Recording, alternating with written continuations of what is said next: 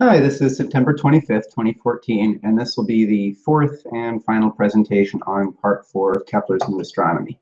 So this is going to be an overview of chapters 57 through 60. We're doing a little bit different this time. I'm just pre-recording this, so there won't be any questions in the middle of it or anything like that. And these are pretty intense chapters, so this won't be totally thorough or anything like that, but I think it'll give a good sense of what Kepler does.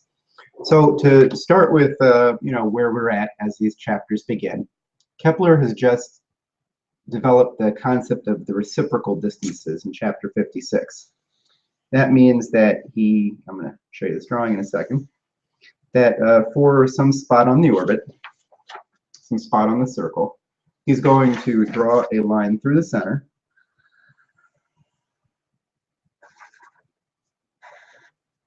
and drop a perpendicular to it from the sun. Right, so we got our line going through the center. We've dropped a perpendicular to it from the sun. He says that this distance is now the distance that the planet should be from the sun, rather than, what its distance actually would have been. So he takes that distance, sets his compass to it, puts the metal tip of his compass. He doesn't do this by drawing, of course, but you would put your metal part of your compass here, and you'd spin the compass around. And you'd hit a point up here. You'd say, well, that's now the spot that the planet will be. That brings it inwards. So that's just what he calls diametral distance. He calls it that because it's based on the diameter through the circle, or the diameter on the equivalent epicycle that he talks about. So that gives the right distances. He checks it out in chapter 56, and the two homework problems from the last session have you calculate a distance of Mars from the sun from chapter 51, and then in 56, do the same thing using this hypothesis for whether this gives the right distances or not. And I think, you should get numbers very close to what Kepler got and conclude that yes, it does. Here's the thing, is that Kepler doesn't believe that that God built the universe such that the planet has to have an imaginary circle, and that on that circle it would draw this line, set the compass to it, spin a point around, create a new point. There's nothing physical about it. So what he's going to do in the next chapters, in 57, he starts to consider what physical cause could be causing the planet to come in from the sides this way. What would be making it happen? And he tries a few ideas. His first idea is that the planets have ores. And he refers back to something he had brought up in the 30s, about how there can be a confluence between two forces that cause an effect. So what he's saying with the ores is, so the planet's going to go around and like this. As the solar power is pushing it this way, the ore, let's say, is held like this. So, the water goes along, or nothing happens. As the planet's moving around, however, the ore begins to tilt like this, which means that the current would be pushing the planet around the sun, of course, but also it would have a tendency to push it inwards. So, as in the ore is down here at the bottom, the current helps actually push faster, so the planet goes faster at perihelion. By the time it's up here, the ore is tilted this way, so that the current pushes it back out, and then it's back out at aphelion. So that's his idea. His first idea. He says that there are many reasons why this couldn't work. Well, one example is that the moon goes around the Earth like the planets go around the sun. And if the moon is always having its same face towards us, then it's not rotating around and using this ore or anything like that. Also, the Earth, of course, isn't doing that. And he says that since we hold the planets to be round, they can't have ores anyway. I don't know how much he's making that tongue-in-cheek. So then he gets to his next example, and this is the one that he really works on and sticks with, which is the magnet. So he says, well, in the example of the ore in the stream, the water and the ore are material. But here we've got an immaterial species that's pushing the planet around in its orbit. So the ore should also be immaterial, should be of a similar character to that species. And he's already compared this species, this power from the sun, as being magnetic. He knows that the Earth is magnetic. He points out William Gilbert had proved this. So he said, why might not the other planets also be magnetic? And perhaps there's something magnetic about the planets that causes them to come towards and away from the sun. Now, this hypothesis he really goes somewhere with. For one thing, well, just to show how it works. So again, so let's say here's here's this magnet now. So as the planet's going to be going around the sun, I should do it this way, so it's like in the Keplerian direction, right? So for you, okay, so the planet's going around this way. As it's moving around, this part of the magnet's attracted to the sun. So instead of moving at the same distance, it's being pulled inwards. And by the time it reaches the bottom at perihelion, neither the attractive nor repulsive side is closer to the sun, so it just goes straight in this direction. And then as it passes perihelion, now this repelling side is closer to the sun, and the planet gets pushed out, so that by the time it's at aphelion, it's again at its maximal distance. So, the animations for this are on the website. As you can see, I'm not doing this in the studio, so I don't have them on the screen. But if you, just use my nose as the sun, the planet gets closer, it's being attracted. Now it starts to get pushed away, gets pushed away from the sun until it's back at aphelion. So that's a general qualitative example for him. But he thinks beyond that you've always got to actually get the numbers here. Does that cause the planet to move away at the right amount or not? So the way he explains this is with, actually this I will go ahead and use the picture here.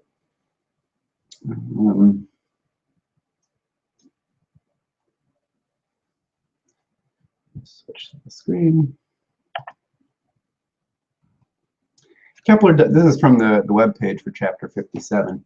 Kepler contrasts, he talks about how balances work and about how poles at certain angles. See, because what you got in this picture here, you got AD is the direction of that magnetic power that's going to be pulling the planet towards or away from the sun. So there's the sun at K. So the planet is, it's in its first octant about right at this point, right? It would have started directly above the sun at aphelion. It's moving counterclockwise as it does in his diagrams. And that's the actual body of the planet there. It's drawn much bigger than the sun, but the sun's just to give its direction. So Kepler concludes that Cn, that length Cn that you see there, which is as the sign of the, where's this angle here? It's the sign of the equated anomaly. So the equated anomaly, the angle that the planet is moved as seen by the sun, would be angle NBC, for example, or IBC. From the sun. So KBI is the equated anomaly, and the sign of it is that length Cn. Kepler says that Cn, the sign of the equated anomaly, is the power of that magnet.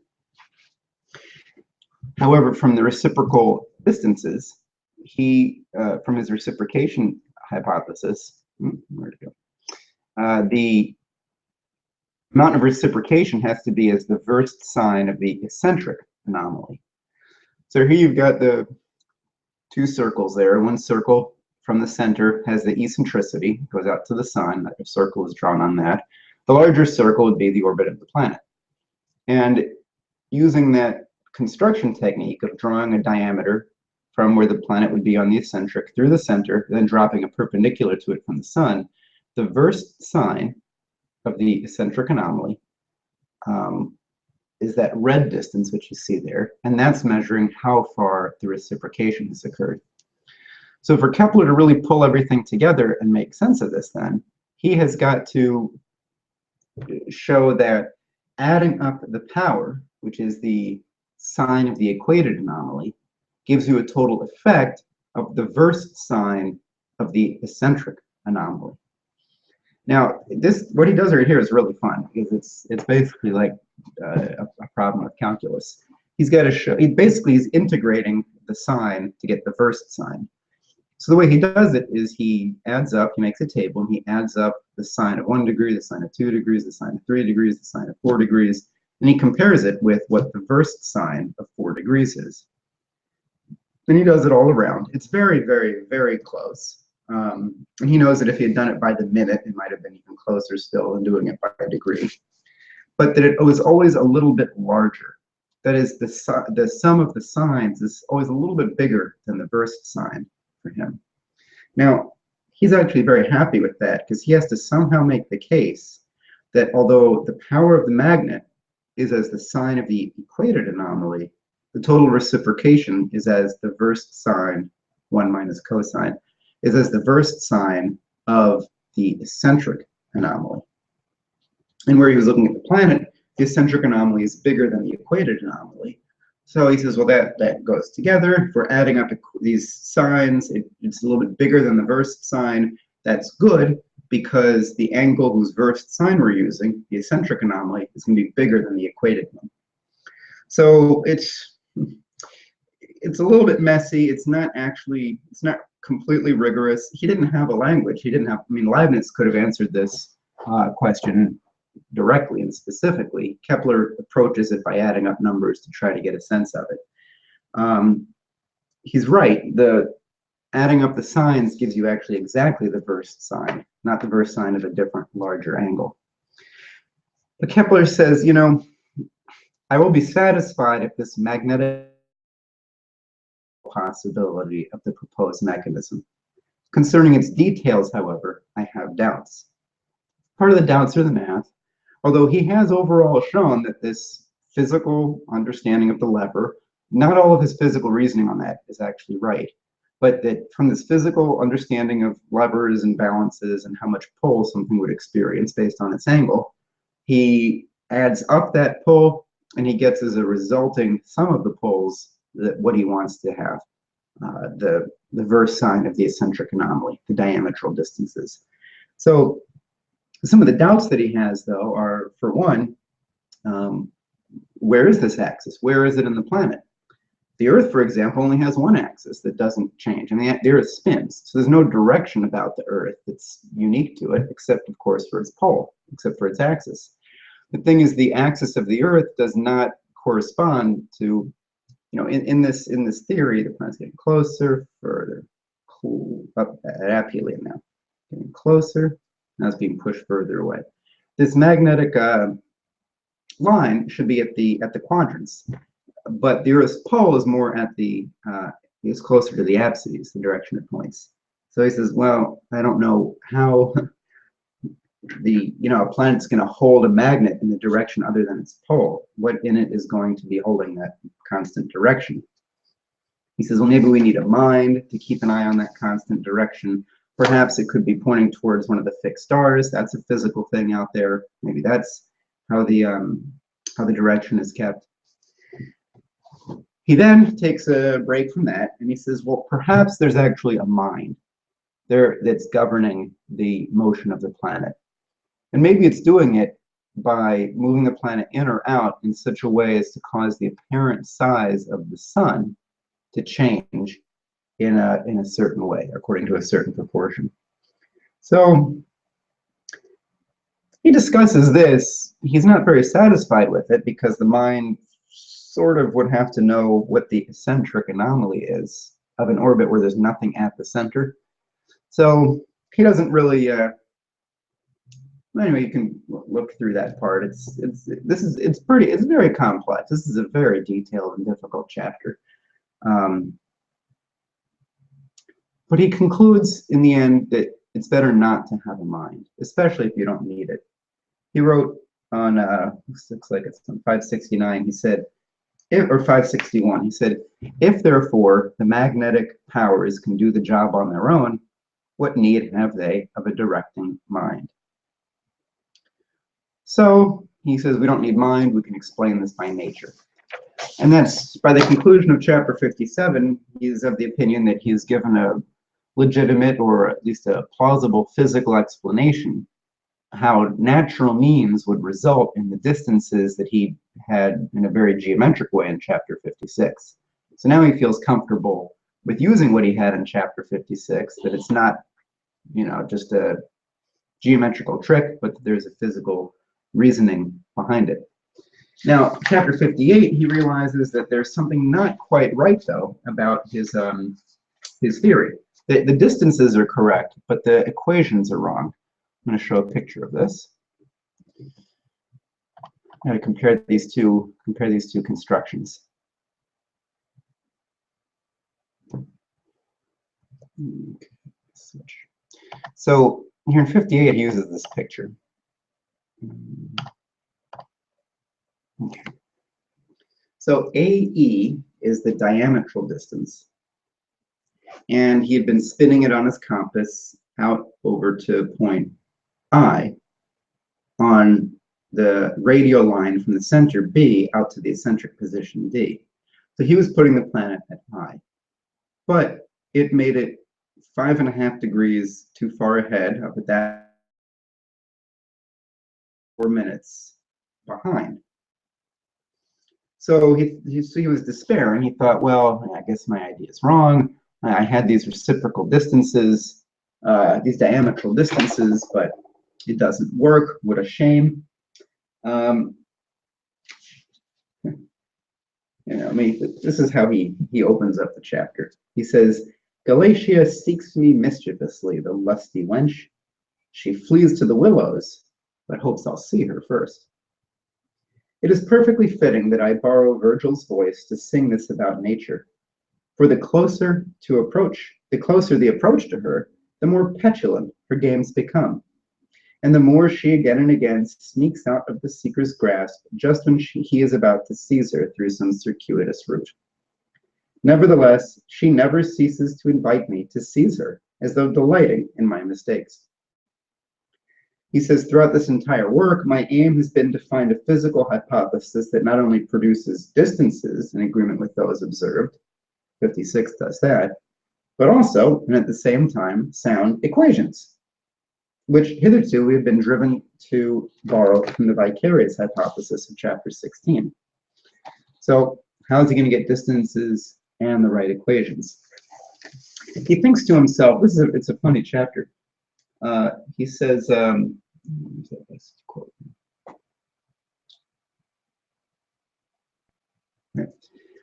he's thinking about dropping the whole reciprocation, the whole diametral distances idea, and simply creating an ellipse that's halfway in between the circle of chapter 43 and the ellipse of chapter 47. Remember, the circle in chapter 43 went too slow at the quadrants, and the ellipse of chapter 47 went too fast at the quadrants. They both erred by about 8 minutes at the octants in opposite directions. So Kepler knows that if he just stuck in an ellipse that was halfway in between those, that he'd get the right directions. So he's debating it with himself. I could use an ellipse without any good reason for it. I could just use an ellipse and it would at least work. It would get me the right directions within a minute or two. But these diametral distances are the right distances, and they have a physical reason behind them. So which should I choose? The distances with the physical reason behind them from 56? Or should I just use an ellipse without any physical reason to get the right equations? And he thinks that these are two different choices. Which one will it be? If it's like the vicarious hypothesis, except this time he's not going to have to choose between the two. He says, let's see here. He says, about the ellipse, at the end of the chapter, he says, nor was there any need to compute the equations anew from the ellipse. I knew they were going to perform their function without further prompting. I was only concerned about the distances, that if they were taken from the ellipse, they might cause me trouble. But if this were to have happened, I had already prepared a refuge, namely the uncertainty of 200 units in the distances. Consequently, I did not hesitate much here either. The greatest scruple by far, however, was that despite my considering and searching about, almost to the point of insanity, I could not discover why the planet, to which a reciprocation LE on the diameter LK was attributed with such probability, and by so perfect an agreement with the observed distances, why would it rather follow an elliptical path as shown by the equations? Oh, ridiculous me! To think that the reciprocation on the diameter could not be the way to the ellipse. So it came to me as no small revelation that through the reciprocation, an ellipse was generated. This will be made clear in the following chapter, where it will be demonstrated at the same time through the agreement of arguments from physical principles of the body of experience mentioned in this chapter, that is contained in the observations and in the vicarious hypothesis, that no figure is left for the planet to follow other than a perfectly elliptical one. So I read that kind of fast, but you can read that a couple times. That's page 576. So to recap that, in chapter 58, Kepler finds that these distances, which were right in 56, which have a physical reason from 57, give the wrong locations.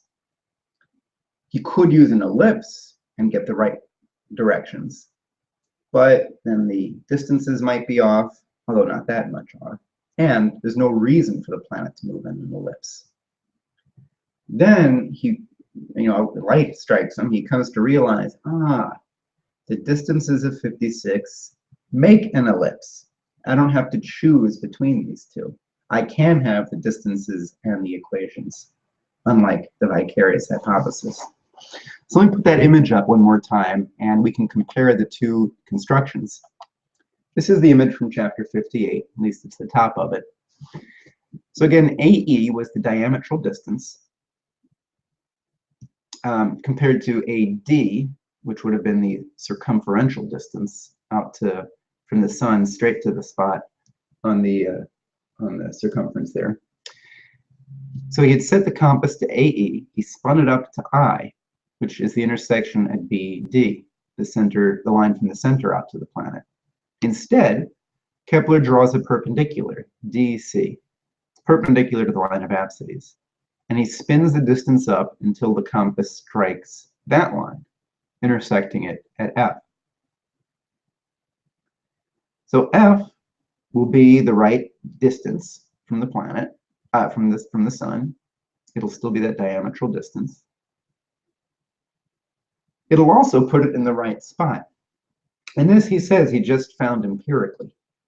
He's going to explain in the next chapter, in 59, why it actually makes sense. He also has to actually prove that the way that point F is constructed, that if you did that all around the orbit, you'd actually end up creating an ellipse. So that's something you can do as homework, is draw a circle, put the sun quite off center, give it a big eccentricity, and construct this for a few points around the circumference, and see if you end up, see if it looks like an ellipse you end up creating. So that's what he's got there. He also, I'll show one more picture. He contrasts the ellipse that he makes in 58 with what he calls the puff-cheeked orbit, from the other way of putting the distance there. There you go. So you can see this motion. Let's pause at one spot. Oh, let's try that again. Bring it to the top.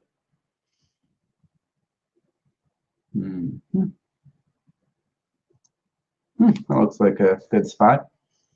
So we've got the distance from the blue point on the diameter of the circle out to the green spot on the eccentric. This distance, this blue distance, the other two blue lines that you see are the same length.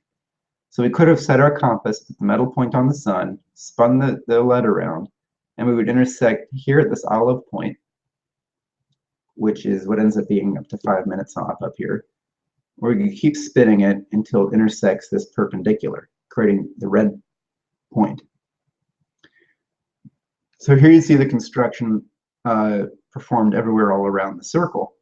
And this is moving, but the overall path that you see there, the green and then the red paths, the puff-cheeked orbit of chapter 58 and the ellipse that he creates instead, you can construct these yourself, making some points around the circle and doing this construction. And that'd be a great thing to do, to see what it looks like yourself.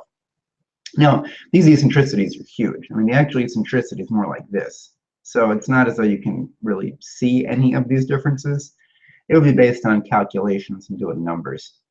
If somebody showed you a circle and an ellipse with this eccentricity, you can't tell them apart looking at them, unless you hold them on top of each other or fold them or something like that. Just looking at them, forget it. Eccentricity is too small.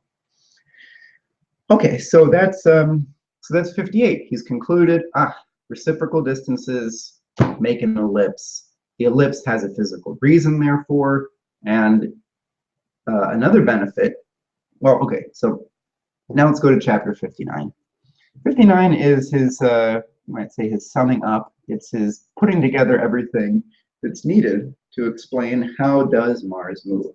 At this point, he's really got it. So 59 is a funny chapter. It's got a bunch of these, what he calls pro-theorems, where he lays out a bunch of, he proves a bunch of things about circles and about ellipses. I'll just comment on a few of the trickier ones. Some of them are pretty straightforward. I'll show a picture. Maybe straightforward is not the right word. They're not too tough, I should say. Here you've got a circle and an ellipse. So the first few of these pro-theorems are, they should say that the green to red ratio up not on the diameter, and the green to red ratio right here at the quadrants. The ratio between green and red is the same wherever you go on the ellipse. That is, the ellipse is brought in a certain percentage from the circle towards the line of apsides, towards this major axis, and that percentage is constant. The second one is that the area of the ellipse is in proportion to the area of the whole circle in the same way. And then third, the green area swept out here on the ellipse is as to, the green and red, the area swept out on the circle. Those areas are also in that same proportion. So we've got proportionality between the circle and the ellipse that corresponds to perpendiculars, to areas, etc. You also, let's keep the picture up. I'm going to take a tour of these. Here he talks about how when we divide the ellipse this way, over here at the quadrant, the length of the arcs on the ellipse and the circle are the same. And they approach equality here at the quadrant. But that over here, at the apsides, the length of the arc on the ellipse is much shorter than the length of the arc on the circle. So that's important. He'll come back to that in a few later. He approximates the circumference of the ellipse. He doesn't actually use that. He describes how to create where the sun will be on the ellipse, the eccentricity. An animation of how Kepler does it. This is how you create the two foci on an ellipse. There you go. You take the major axis and go that distance away from the two foci on the minor axis. And that's how you create it. And then the sum of the distances to those two foci is constant. So you can make an ellipse with a piece of string this way and trace it out. Okay. Looks back at some of the things that were in chapter 40 already, where the sum of distances to the sun is bigger than the sum of the distances to the center. And then again, that if we use the sum of the diametral distances, in this case, the yellow and the greenish distances, if we did that all around the circle, it comes out to just averaging out to being the length of the radius. Meaning that in proposition 9, or pro-theorem 9, Kepler proves something. The footnote's wrong. The translator thinks Kepler made a mistake here, but he didn't. Kepler proves in pro-theorem 9 that if we're using these diametral distances, the area swept out on the circle is a perfect measure of the sum of those diametral distances. And so remember, all through the book up till this point, he's never liked using area as a measure for time.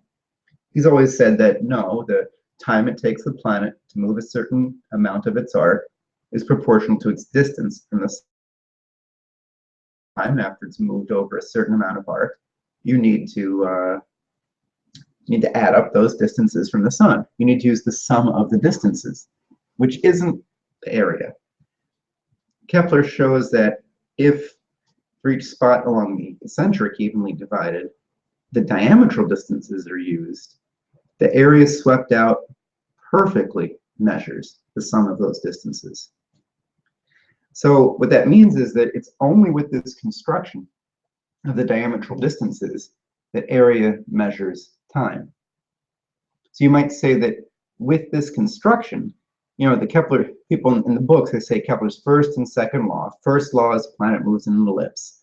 Second law is that it sweeps out equal areas in equal times. Now, as you know, he's been talking about sweeping out areas in equal times since chapter 40 as a concept. So it's why that's the second law is a little bit silly. But the two of them only become true together. Area is a measure for time only when the planet moves in an ellipse. When he had tried these other shapes, area did not measure the time. Not in the circle in chapter 43, not in the other ellipse of chapter 47. In the ellipse of chapter 47, the sun is not at one of the foci. So, okay, so he's proven that the sum of the distances is measured by the area. I made an Excel spreadsheet to check it out. I think this is true. And then he, then he actually does the proof that in constructing those points, in plopping those points where they were in the construction we described, that actually does create an ellipse. Because that's not obvious offhand. You know, how would you know? You wouldn't just assume, put this picture up, you wouldn't just assume that continually creating these points M, where we take that distance kt, set our compass to it, spin it around on n until it intersects at point M, that if you kept making those points, how do you know that it actually makes an ellipse? So, you know, Kepler has to prove that he is making an ellipse. And then he ends it with, it's very thorny. Pro-theorem 13 and 14 are, they're tough because the diametral distances, although we're creating them equally spaced on the eccentric, aren't equally spaced on the ellipse. Just to go back to Pro-theorem 4 here.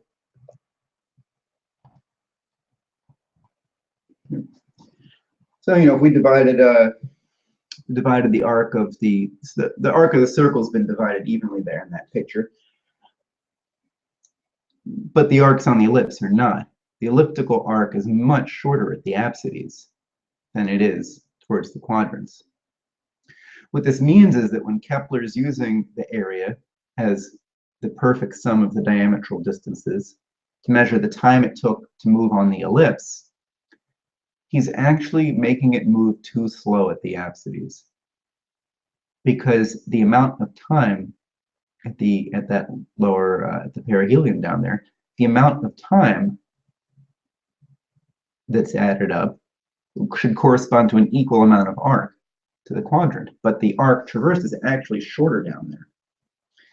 So he's aware that what he's doing isn't quite exactly right, that using the area does not actually agree with what he holds to be the true physical law of the distance law. But he says, you know, this is so difficult and so complicated that I'll leave it to future thinkers to figure this one out. Here's what he said. He says at the bottom of page 589, he says, although the demonstration is most certain, I don't really think it is, but he says it is likewise gauche and ungeometrical, at least in that part pertaining to the progress of the intermediate increases. As always, I would like to have this small part carried out geometrically and with finesse, so that even Apollonius would be satisfied.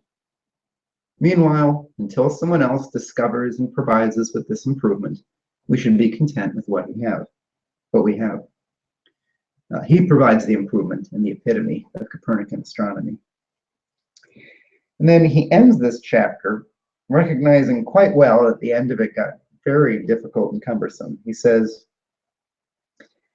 if anyone thinks that the obscurity of this presentation arises from the perplexity of my mind, I shall myself only thus far acknowledge to him my guilt, that I was unwilling to leave anything untested, no matter how utterly obscure, and no matter how irrelevant to the practice of astrology, which many deem to be the sole end of this celestial philosophy.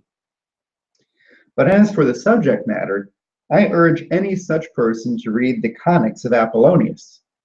He will see there that there are some matters which no mind, however gifted, can present in such a way as to be understood in a cursory reading. There is need of meditation and a close thinking through of what is said. There are some matters which no mind, however gifted, can present in such a way as to be understood in a cursory. There is need of meditation and a close thinking through of what is said. Which is definitely true. So, let's say one quick thing about the resolution in the epitome. As it stands in the New Astronomy, the area time measurement makes the planet move too fast in the quadrants and too slow in the apsides compared to what he thinks his theory ought to make it do. This gets resolved in the epitome of Copernican astronomy, where Kepler completely separates two kinds of motion: motion around the sun and motion to or away from the sun. He says if you separate out the reciprocation, the motion towards or away from the sun, and look at only the motion around the sun, that motion is directly related to your distance from the sun. However, the planet's actual speed ends up being faster at the quadrants because in addition to moving around the sun, it's also coming towards it or away from it. And that's the cause of the perplexity that he's having here in the New Astronomy, where he knows that area time isn't really the same as his distance time physical concept. So he adjusts the physical concept slightly and resolves the problem. Also, the answer to the homework about chapter 50, I think it was labeled the Tupper question, or optional in chapter 50, is that the way Kepler expresses the distance law there is what he ends up doing later in the epitome of Copernican astronomy, and what he uses in the harmonies of the world, where Kepler said in chapter 50, the apparent speed of the planet, as seen by the sun, is as its distance squared. That's equivalent to the later distance law of the epitome, and it resolves this problem. That last thing I just realized might have been, that's probably too much to try to go through here. So if that didn't make sense, it's not your fault. So that's so then he's basically done. At this point, he's got the right distances, check them in 56. He's got the right equations, he checked them in 58. He has not had to choose between the distances and the equations because these distances actually make an ellipse. So everything seems to be working great. And he tests it out. And then in chapter 60, he goes through, chapter 60 is basically it's basically a how-to guide. So it goes through how to implement, a summing up of the whole thing and how to implement Kepler's principle of motion. So what I'm going to do is put that up on the screen. And let's just go through this together. And then, the homework for this part is to do these transformations, go from mean to eccentric and equated anomalies. Let me put that picture up. Okay.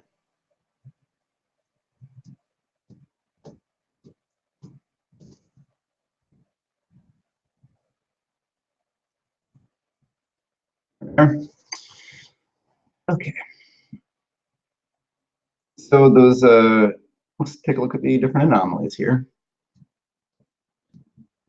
So here in this picture, the eccentric anomaly, right, is measured from the center there, the red point. The equated anomaly is measured from the sun, the yellow point. Equated anomaly is orange. And we have to have a way of converting between them.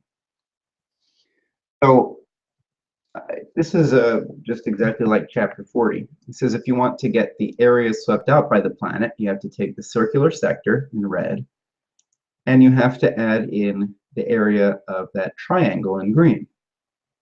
The area of the triangle is half the base times the height. The base is the eccentricity for here between the yellow and the red points. And the height is the sine here, the sine of the eccentric anomaly. So the mean anomaly is the eccentric anomaly, measuring the red area, plus 1/2 the eccentricity times the sine of the eccentric anomaly.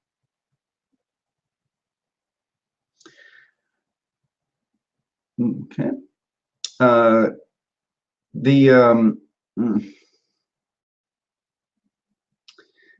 This is kind of just too tough to try to read through with you in a helpful way. It doesn't use any new trigonometry that we haven't done before. So I'm not going to talk about the equated anomaly stuff, but this business here is different. From a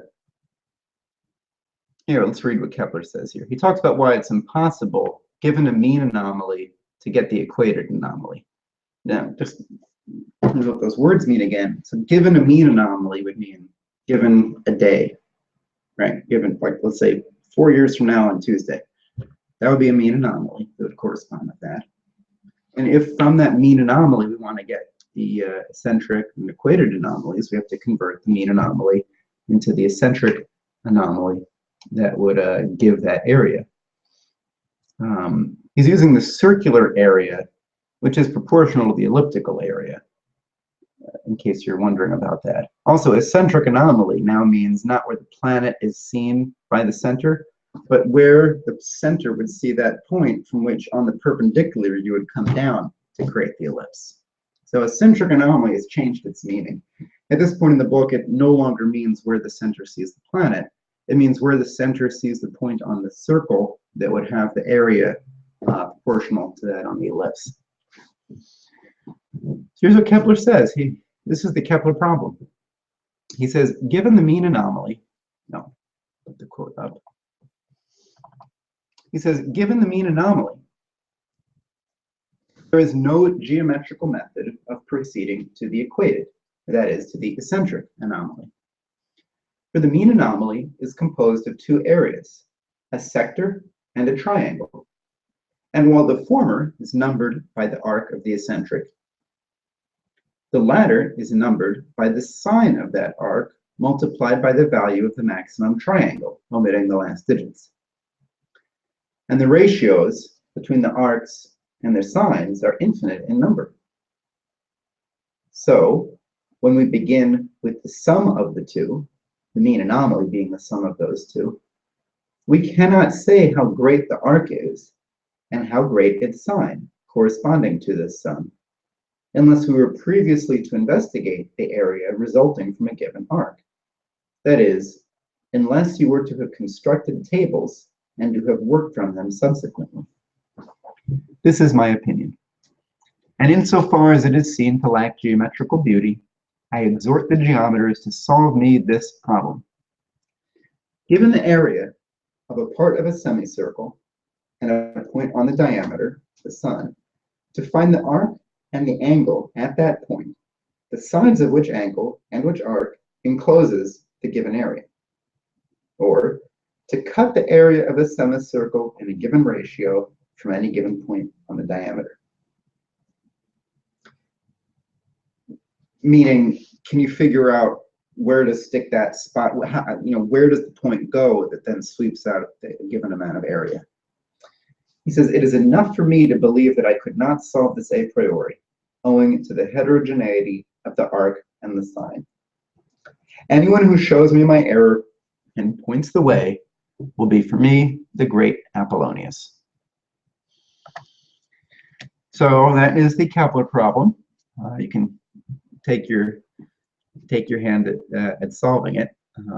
Lynn used to point out that the two major problems left for future scientists by Kepler were, one, the creation of the infinitesimal calculus, and two, the development of elliptical functions. That Leibniz's calculus made it possible to describe shapes as results of a process that creates them. As we discussed in chapter 57, how the versed sign is the result of the sign being, that the integral of the sign is the versed sign.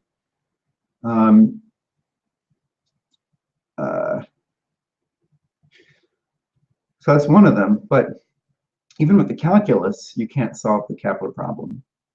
It's actually, it represents a higher kind of transcendental than exists with circular functions and algebra. And there's no formula for it. So even today, a computer asked to find out where a planet will be on a certain day, has to make a guess and adjust it a few times until it gets an answer that's close enough to, have whatever degree of closeness you want. There's still no direct way of just saying this is where the planet will be on a certain day. You have to keep adjusting the angle until the area comes out to be what you want. So, okay, so that is that's the overview.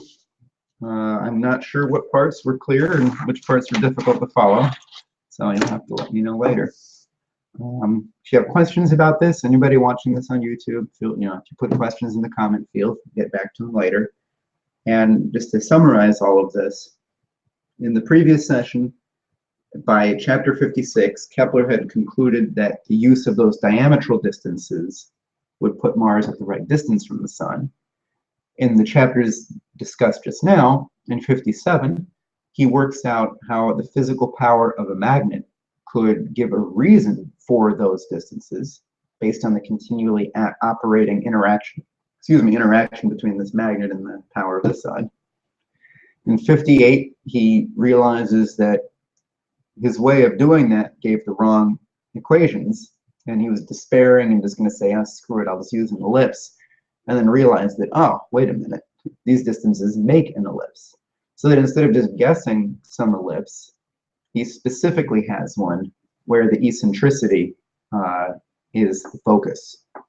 Otherwise, if he hadn't made that breakthrough, he would have kind of felt a little bit hokey making an ellipse with, being pulled in from the sides the amount that worked without having actually a reason for that shape of the ellipse. And then in 59, he goes through and demonstrates the characteristics of ellipses, the characteristics of adding up these diametral distances, and why it makes an ellipse, why the area is a good measure for the time at this point. And then in chapter 60, he describes how do you put this into practice. Let's say you've got a planet, you want to know where it is. Let's say you're a Kepler and you're making the Rudolphine tables, and you've got to lay out where all the planets are going to be into the future. He goes through what the techniques are and what the trigonometry is. I think for chapter 60, for doing those homeworks, you might find it easiest. Dealing with the mean anomaly is tough, but going between the eccentric and the equated anomalies, you might want to just try your hand at it, how you would like to use different trigonometry to solve it, because it's the way Kepler describes it, it's kind of tough to follow exactly what he's doing. So you might have an easier time just trying it on your own, and there's nothing wrong with doing that. You're doing the same thing Kepler did, just thinking about it a little bit different. Okay, so that's the end of part 4. I think that we will do overviews also for part 5, which is actually, despite its simple name on the latitude, is actually includes some very beautiful new thoughts of his. So that's the end of this class. Catch you later.